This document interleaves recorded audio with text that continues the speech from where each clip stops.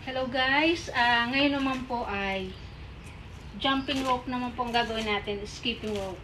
Tapos dahil kulang nga po tayo sa budget, wala po tayong pambili.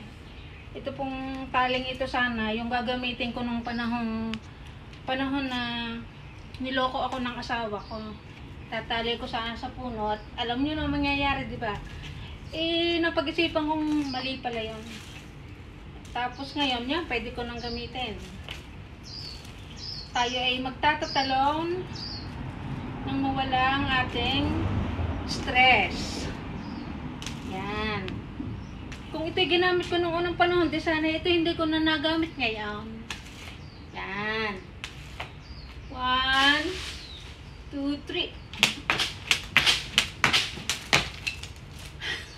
Di ba alam? Ang galing ko.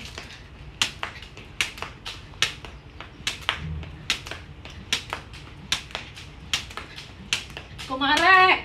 Kumare! Kumare ka! Ayan! Sino magaling sa atin? Ako, hindi ako namamatay. Ang galing! Nakapagod do palang ganito. Buti na lang talaga ito hindi ko nagamit noong unang panahon.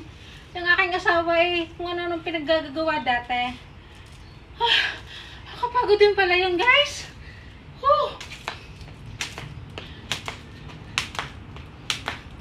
Ang sarap nga